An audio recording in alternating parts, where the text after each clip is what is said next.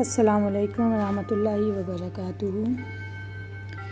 سب سے بہترین دعا یہ ہے کہ انسان اللہ تعالیٰ سے دعا کرے وہ جو کہ دنیا میں بھی میرے لیے بہتر ہو، اور وہ جو دنیا میں عطا کر دے، اور آخرت میں بھی میرے لیے آپ کے نزدیک جو بہتر ہے وہ آخرت میں عطا کر دے، اور اپنی ناراضگی یعنی عذاب سے بچا لے۔ رسول اکرم صلی اللہ علیہ وسلم بھی یہ دعا ربنا آتنا فی الدنیا حسنہ وفی الآخرۃ حسنہ وقنا عذاب النار، یہ دعا طواف کے دوران رکن یمانی اور حجر اسود کے درمیان پڑھا کرتے تھے، اور یہی دعا پڑھنا مسنون بھی ہے۔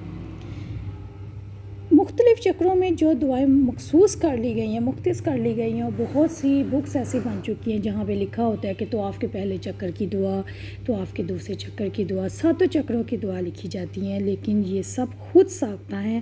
حضور صلی اللہ علیہ وسلم سے کسی بھی چکر میں کوئی بھی دعا پڑھنا ثابت نہیں ہے۔ آپ ان چکروں میں اللہ کی تکبیر بھی بیان کر سکتے ہیں، اللہ کی بڑائی بیان کر سکتے ہیں، تعریف کر سکتے ہیں، اس کے علاوہ اپنی دعائیں بھی مانگ سکتے ہیں، عربی میں بھی مانگ سکتے ہیں، اردو میں بھی مانگ سکتے ہیں، جیسا چاہیں، کوئی مخصوص دعا نہیں ہے۔ اور بہتر تو یہی ہوتا ہے کہ آپ اپنی دعائیں مانگیں جو آپ کے اس وقت دل میں آتی جائیں، مانگتے جائیں اور چلتے جائیں۔ عموماً یہ دیکھا گیا ہے کہ طواف کے دوران لوگ کتاب بھی پکڑ کے یا موبائل کے اوپر سے کہ دعائیں پڑھ رہے ہوتے ہیں، جس کی وجہ سے بہت زیادہ ڈسٹربنس ہوتی ہے، لوگ ادھر ادھر کے ڈسٹرب ہو رہے ہوتے ہیں کیونکہ وہ بار بار رک جاتے ہیں، تو پیچھے آنے والے لوگ، اطراف کے لوگ ڈسٹرب ہوتے ہیں۔ پھر یہ بھی دیکھا گیا ہے کہ اونچی آوازیں پڑھنا شروع کر دیتے ہیں، اس سے بھی باقی لوگ ڈسٹرب ہوتے ہیں۔ پھر ایک چکر اگر پورا ہونے والا ہو اور آپ کی دعائیں ایک چکر کی جو کتاب میں لکھی ہوئی ہیں یا موبائل میں پوری نہیں ہوتی، تو لوگ وہیں پر ہی کھڑے ہو جاتے ہیں۔ نتیجہ یہ ہوتا ہے حجر اسود کے پاس بہت زیادہ، وہ مقام ابراہیم پہ بہت زیادہ رش ہو جاتا ہے، تو یہ بہت غلط بات ہے۔ ہمیں عبادات کے دوران بھی دوسرے لوگوں کا خیال رکھنا چاہیے، اور اس بات کو یاد رکھنا چاہیے کہ 7 چکروں میں کوئی دعا پڑھنا مسنون نہیں ہے، حضور صلی اللہ علیہ وسلم سے ثابت نہیں ہے۔ صرف رکن یمانی اور حجر اسود کے دوران حضور صلی اللہ علیہ وسلم سے یہ دعا پڑھنی ثابت ہے، اس لیے ہمیں بھی اس دوران میں صرف یہ دعا پڑھنی چاہیے۔ حضرت انس بن مالک رضی اللہ عنہ نے بیان کیا کہ نبی اکرم صلی اللہ علیہ وسلم دعا کرتے تھے کہ ہمارے رب ہم کو دنیا میں بھی بہتری عطا فرما، آخرت میں بھی بھلائی عطا فرما، اور ہم کو دوزخ کے عذاب سے بچا۔ صحیح بخاری حدیث نمبر 4522۔ حضرت انس رضی اللہ عنہ خود بھی جب کبھی دعا مانگتے اس دعا کو نہ چھوڑتے۔ چنانچہ حضرت ثابت رضی اللہ عنہ نے ایک مرتبہ کہا کہ آپ کے یہ بھائی چاہتے ہیں کہ آپ ان کے لیے دعا کریں، تو آپ نے یہی دعا پڑھی، اللہم آتنا فی الدنیا۔ پھر کچھ دیر بیٹھے رہے اور بات چیت کرنے لگے۔ اس کے بعد جب وہ جانے لگے تو پھر دعا کی درخواست کی، تو آپ صلی اللہ علیہ وسلم نے فرمایا کیا تم ٹکڑے کرانا چاہتے ہو؟ اس دعا میں تو تمام بھلائیاں شامل ہیں، تمام بھلائیاں آ گئی ہیں جو تم الگ الگ بھی مانگنا چاہتے ہو، سب دعائیں آ گئی۔ یہ ایک جامع و مکمل دعا ہے۔ وَاذْكُرُوا أُولَٰئِكَ لَهُمْ نَصِیبٌ، یہی لوگ ہیں جن کے لیے اس میں ایک حصہ ہے جو انہوں نے کمایا۔ اس سے مراد یہ ہے کہ جو مانگا اور جو کیا آج بھی اور کل بھی وہی ملے گا۔ نصیب مما کسبوا، اس میں سے ایک حصہ ہے جو انہوں نے کمایا۔ یہ کون سا حصہ ہے؟ یہ اعمال صالحہ اور ان کی صالح دعاؤں میں سے ان کا حصہ ہے۔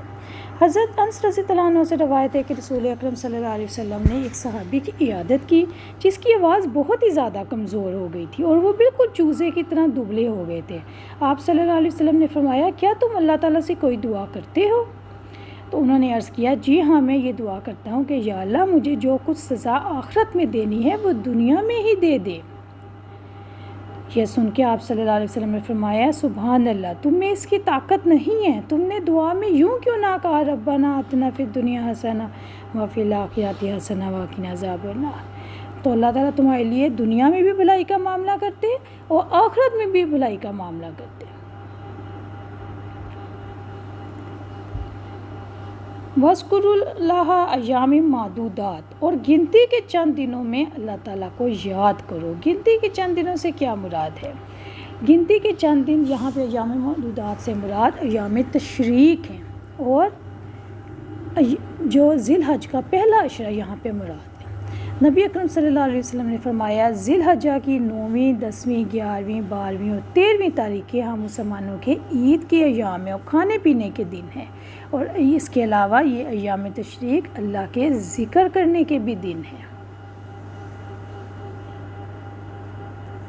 ایام تشریق میں رسول اکرم صلی اللہ علیہ وسلم کی طرح اللہ تعالیٰ کا ذکر کرنا چاہیے۔ آپ صلی اللہ علیہ وسلم ان دنوں میں خاص طور پر تکبیرات پڑھا کرتے تھے۔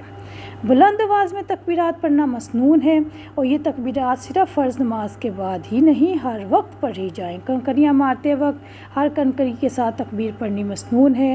قربانی کا جانور ذبح کرتے وقت فرض نمازوں کے بعد ایام تشریق میں اللہ اکبر لا الہ الا اللہ واللہ اکبر وللہ الحمد پڑھنی چاہیے۔ فمن تعجل فی یوم، پھر جو شخص 2 دن میں جلدی کرتا ہے، اس سے مراد یہ ہے کہ یوم تشریق میں مینا سے مکہ واپس جانا ہو تو آپ واپسی 12 ذی الحج کو بھی کر سکتے ہیں اور 13 ذی الحج کو بھی کر سکتے ہیں۔ دونوں صورتوں میں کوئی حرج نہیں، کوئی گناہ نہیں۔ فمن تأخر فلا اثم علیہ، اور جو تاخیر کرے، لیٹ کرے، اس کا بھی کوئی گناہ نہیں۔ اصل اہمیت جو ہے نا وہ تعداد میں کمی یا اضافے کی نہیں ہے، بلکہ اس کی ہے کہ ان دنوں میں تمہارا رب کے ساتھ تعلق کیسا رہا ہے، تم اس کو کیسے یاد کرتے رہے ہو، کیسے اس کی بڑائی بیان کرتے رہے ہو، کیسے اس سے دعائیں کرتے رہے ہو۔ سبحان اللہ۔ لمن اتقی، جس نے تقوی اختیار کیا، جس نے ہر معاملے میں تقوی اختیار کیا، اس کے لیے ہر معاملے میں حرج کی نفی ہو گئی۔ اللہ اکبر۔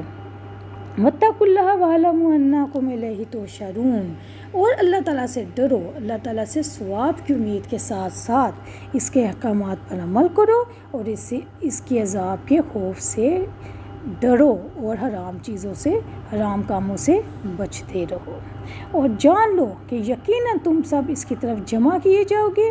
حج ختم ہونے کے بعد لوگوں نے گھروں کو واپس لوٹ جانا ہوتا ہے، اس لیے فرمایا کہ اللہ تعالیٰ سے ڈرتے رہو، یقین مانو تمہیں ایک دن اللہ کے سامنے جمع ہونا ہے۔ جس اللہ نے تمہیں زمین میں پھیلا دیا ہے وہی تمہیں زمین سے سمیٹ کر میدان محشر میں جمع فرما دے گا، اس لیے جہاں بھی ہو اللہ کا خوف مد نظر رکھو اور شریعت کے پابند رہو۔ اللہ تعالیٰ نے میدان عرفات، مزدلفہ کی رات اور حج کے مختلف مقامات کے اجتماع سے آخرت کے بڑے اجتماع میں یعنی حشر کے میدان میں اکٹھے ہونے کو یاد دلایا ہے کہ جس اللہ نے تمہیں زمین میں پھیلایا ہے وہی تمہیں آخرت میں بھی حصہ اکٹھا کرے گا۔ اللہ تعالیٰ ہمیں دین کی صحیح سمجھ عطا فرمائے۔ السلام علیکم ورحمۃ اللہ وبرکاتہ۔ سبحانک اللہم و بحمدک، اشہد ان لا الہ الا انت، استغفرک و اتوب الیک۔